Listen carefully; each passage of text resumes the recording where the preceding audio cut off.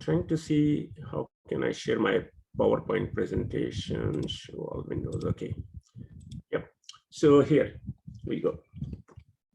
So you can see my screen, and let me put on the slideshow. Okay, so I'll quickly go through, though there are quite a few slides, but just this is for the background information, so I will not try to stop. So as we now looking more in the broader terms of the financing startups for the SDG 12 and also the green recovery, as we have seen the COVID situations and all this, and there's a lot of stimulus packages are there, and trying to come back with the green recovery, which has a direct relevance with the carbon, because we saw that the climate change was one of the key issues which UN, even Secretary General, was keep pushing even during the COVID and so on. So basically the green recovery, a lot is related with the climate change as well. So when we are starting with the COVID, and then we are looking on the green recovery as the engine for the COVID-19 recovery, and as I say, that green recovery mainly also involved the climate change. And then in the red font, you can see that governments can create enabling environment as a vehicle for green recovery. So basically, overall goal is how the governments can come with the umbrella sort of regulations or even their public sector investments, and also the subsidies, incentives models, and so on for this. Then the coming to the stakeholder involvement. And also there we can see there's a lot from the private sector itself under the different models, whether it be the extended producer responsibility, or whether it be looking on the product's lifespan, or even looking on the corporate social responsibility and polluter principles and so on. But they all related also with the products itself, that single use, for example, plastics and all these things are a major challenge, or even the private car or combustion engines are being phased out to the electric vehicles and so on. Then comes to the regulatory frameworks for sustainable consumption and production, or SDG 12. Again, the regulatory framework shall also create an enabling environment for private sector to produce sustainable and consumers to consume sustainably. So again, this a demand and supply should be adjusted through the regulatory frameworks as well. So even whatever we say, the open markets, that's not going to happen to really, when we look on the climate change or other things, we should have a proper regulatory frameworks. Then also the 10-year framework program under the SDG 12, we have to see that how the private sector, but more important here, I'm coming on the youth, that should be in focus. Because on the one hand, youth is one of the biggest population. Number two, middle income is increasing, and the mass consumerism is related with the youth.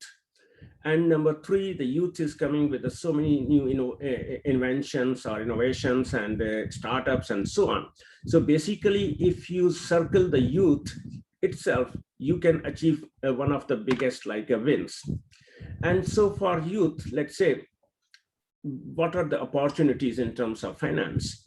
So first is always the public finance, or the finance from the multilateral, maybe the two envelope, means they provide to the governments, and then government provides the sort of loans or the awards or anything to the youth. So basically, I'm not going into the list, but there's a lot of information, and that's a lot of, as I say, even I haven't yet included the green recovery public investments or stimulus packages. They are huge. So the public finance is the key to start always. And that also attract the private finance and so on and so forth. Then also in this, also we are UNEP, we have a low carbon lifestyle challenge startups, which we started in 2018, and then we had a second round in 1920, and now we are in the third round, and for the accelerator program that's available here with all the partners up there. Then comes to the, as we already discussed in the morning from the Cambridge Judges School, also that fintechs. that is becoming one of the key areas, that how the fintechs are working, and including also the crowdfunding and also the equity-based crowdfunding, or then more important, how the innovative apps are helping with the and financial services group and so on. So we have to look that with all the challenges, what we call with the digital technologies in terms of internet or big data issues, also the scams and everything, how we can really create an enabling environment for fintechs. That is like a very key question, because digitizing is one issue. But if you are going to the internet, that's a second issue. So how you are creating, synchronizing the digitization vis-a-vis the internet, for example. So that's very important for the fintech. Then also we are looking on the ICO and or the initial public offerings, and also the blockchain examples, that how they are helping. And sometimes, like as we saw some of our own startups, to share the alternative energy, because from the solar panels, so if it's oversupply, then they share with the neighborhoods and so on. So through the blockchains, how they can really do the ledger and all these things.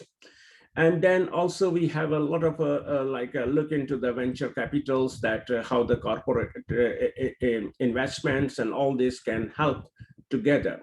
And but more important now, again, reviving those, this is a very old green bonds, but especially when we look on the California or the USA green bonds and so on. But now again, they are being reviving for the green recovery as well. Again, the green bonds, but they need again need a bit of a subsidy or incentive from the government because of their the costs and so on.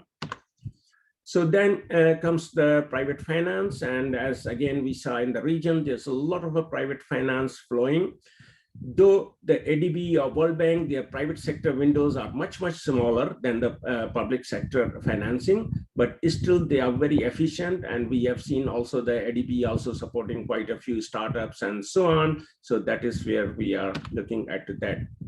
And finally, mitigating debt. Like in the World Environment Day, where Pakistan was the global host, suppose they launched the nature debt swap. So that is a lot is now happening, that how we are going to mitigating the debt by investing in the, let's say, in the carbon mitigation or the adaptation and so on.